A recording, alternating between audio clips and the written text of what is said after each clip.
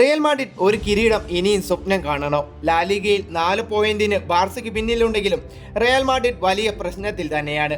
Champions ലീഗിൽ നിന്ന് ആർസണലിനോട് ഇരുപാതകളിലും തോറ്റു പുറത്തായത് റിയൽ മാഡ്രിഡിന് വലിയ തിരിച്ചടിയാണ്.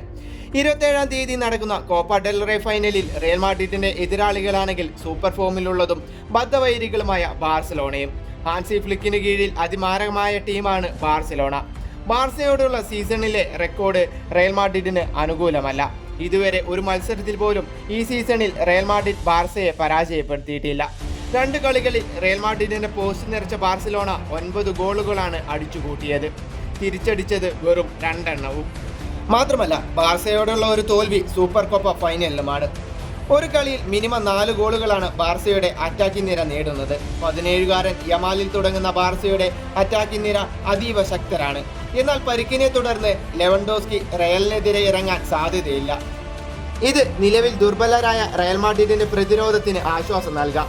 കിരീടമില്ലാതെ സീസൺ അവസാനിപ്പിക്കാൻ റയൽ മാഡ്രിഡും ഒരുക്കമാവില്ല. പ്രത്യേകിച്ച് തുലാസിൽ തന്നെ റയൽ മാഡ്രിഡ് മാനേജിംഗ് കരിയർ നൽകുന്ന ആൻസലോട്ടിയും.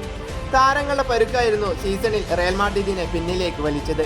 റൈറ്റ് ബാക്കിൽ കാർവഹാലിന്റെ പകരക്കാരനെ റയൽ മാഡ്രിഡിന് ലഭിക്കാത്തതും റിയൽ മാഡ്രിഡിന്റെ തലവേദന വർദ്ധിപ്പിക്കുന്നു. നിലവിൽ റൈറ്റ് ബാക്കിൽ വാസ്കസിന്റെ പ്രകടനം റയലിന് തൃപ്തികരമല്ല.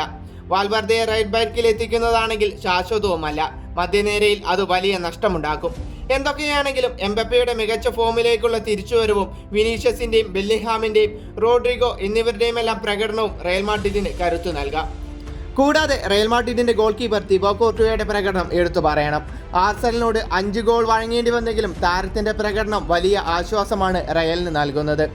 ബാർസയ്ക്കാണെങ്കിൽ കുബാസി അടങ്ങുന്ന പ്രതിരോധ നിര നൽകുന്ന ആത്മവിശ്വാസം ചെറുതല്ല.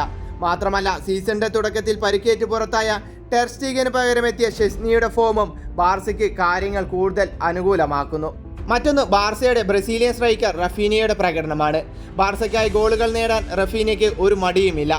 എന്തായാലും നിലവിലെ റയൽ മാഡ്രിഡ് ബാർസ മത്സരം തുല്യശക്തികൾ തമ്മിലുള്ള മത്സരമല്ല.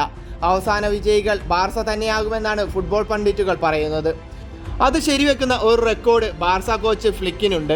ഇതുവരെ ഫൈനലുകളിൽ ഒന്നിൽ പോലും ഫ്ലിക്ക് തോറ്റിട്ടില്ല.